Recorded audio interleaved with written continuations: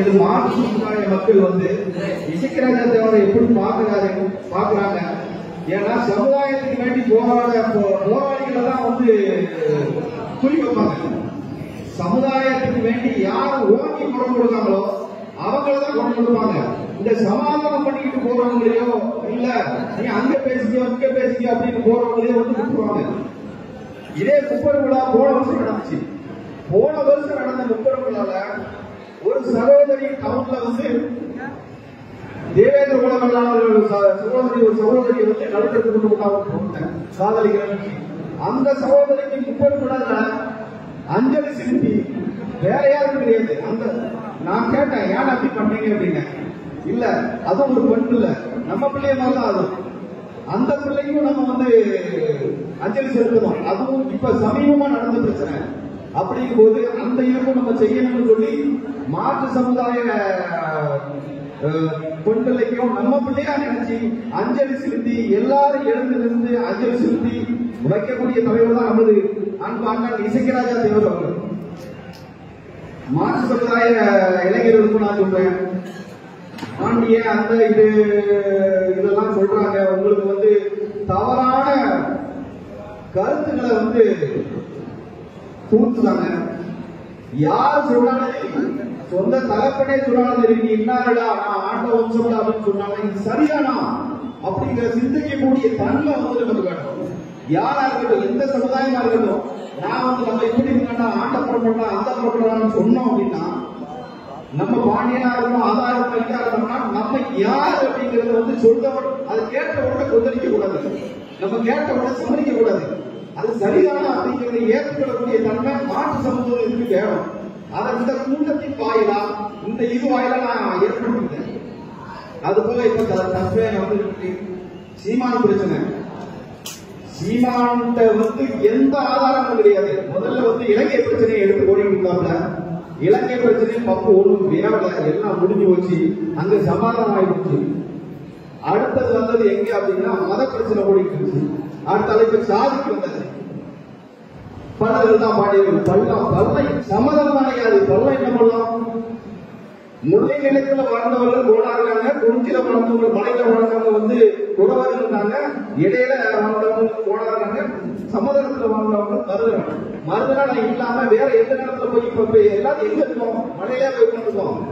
இது கொஞ்சமாவது அறிய மாட்டாம இந்த சீமானுக்கு இத அரசியலா பண்ணதுக்கு இதுக்கு தயாரா இருக்கும். பசுமை தீர்ப்பாயம் இந்த பொருளாதான் எங்களுக்கு தெரியும். இந்த ராணுவ மேல நான் சொல்லிக்கிறேன். செங்கல் சோலைகள் இப்ப இயங்கிட்டு இருக்கு. சிமெண்ட் செங்கல் எல்லாம் பண்ணாங்க. சிமெண்ட் செங்கல் எங்க இருந்து வருது? எம்செட் எங்க இருந்து வருது? சீமானத்துல கண்டுகிட்ட எம்செட் எங்க இருந்து வருது? கல் எங்க இருந்து வருது? இவங்க மண்ணை எடுத்து பண்ணிக்கிட்டு இருக்கும் போது இது தமிழ்நாடு பூரா நடந்துட்டு இருக்க ஒரு விஷயம். இத கேட்கறதுக்கு யாருக்கு ரைட்ஸ் இருக்கு? இத சீமானிகள் ஒரு இதா எடுத்துட்டு எங்க தலைவர் யாரு என்ன ஏது தப்பினா வாங்க பார்ப்போம், பார்ப்போம். வர முடியாது உனக்கே தெரியும், வர முடியாது உனக்கே தெரியும். இது சவாலா எடுத்து நீ சொல்ல. கவர்மெண்ட் அனுமதிக்காது, வர முடியாது உனக்கு நல்ல தெரியும்.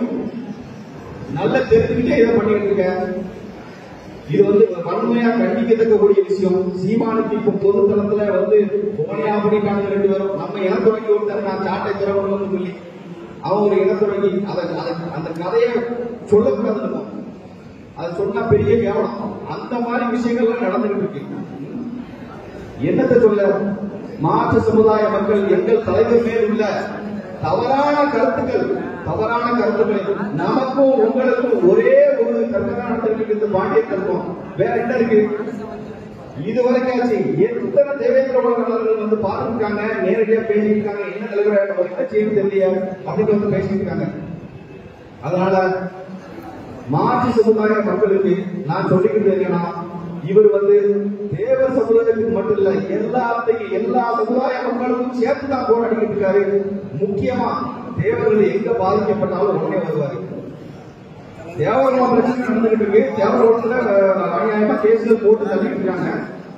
தேவரோட பிரச்சனை போங்க அப்படின்னு இதுல 55 பேர் கேஸ் போட்டு 35 பேர். அதுல நானும் ஒரு ஆளு, நானும் 10 நாள் உள்ளதான் இருந்தேன். உன்னதான் அவருக்கு சொந்தமா பந்தமா பாதிக்கப்பட்டவங்க ஒண்ணு கிடையாது. என உணர்வு என் தம்பி ஒன்று பாதிக்கப்பட்டான், என் இனத்துக்காக என் தம்பி தான் அப்படிங்கிறது.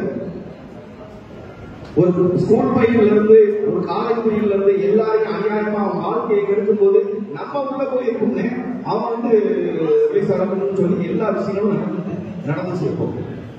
ஜெயிலுக்கு போனதுல சமுதாயத்துக்கு வேண்டி ஜெயிலுக்கு போனதுல நான் மிக பெருமையா நினைக்கிறேன். நான் பெருமை ரொம்ப பெருமையா நினைக்கிறேன். 15 நாள் எனக்கு முதல் ஜெயில் அது. நான் இதுவரைக்கும் சிறைச்சாலையை பார்த்தது கிடையாது, போனது கிடையாது. என்னோட முதல் சிறைச்சாலை அது. 15 நாள் உள்ள இருந்தேன். என்னன்னா முதல்ல போகும்போது கூட குடும்பங்கள் வந்து ஒரு மாதிரி பேசினாங்க, என்ன கேள்வி. நாங்க வந்ததுக்கு அப்புறம் இப்ப அவங்களே காலையில வழியெடுத்து போயிட்டு வாங்க, நீங்க அது வந்து போங்க நேராவது அப்படின்னு சொல்லி ஒவ்வொரு குடும்பங்களையும் அவ்வளவு எழுச்சிகளுக்காகவே அவ்வளவு இதா இருக்காங்க மக்கள். பெண் பிள்ளைகள் வீட்டுல இருந்து பெண் பிள்ளைகள் முதல் வெளியே போயிருக்காங்க. அதனால நம்ம இன்னைக்கு வந்து இந்த இடத்துல கூட்டத்தை முடிச்சுட்டு போறதுன்னு கிடையாது. வர 20ஆம் தேதி சுத்தரமா இருக்கு. அதுல நிறைய மாற்று சமூகத்துக்கும் சேர்த்து தேவைப்பாடு கிடையாது, மாற்று சமூகத்துக்கும் சேர்த்து நடத்திட்ட ஒரு நம்ம இருக்கோம். நமக்கு நம்ம சமுதாயம் மட்டும் இந்த மாற்று சமுதாயத்தையும் சேர்த்து பண்றோம். அதுல எல்லாரும் சிறுவரி மக்கள் அனைவரும் கலந்து கொண்டு அந்த விழாவை வந்து வெற்றி விழாவா கொண்டாடி அடுத்து 2026 நமது அண்ணன் டாக்டர் கே.என். இசக்கிராஜா தேவர் அவர்களை சட்டமன்றத்துக்கு அனுப்பணும்ன்றத உறுதி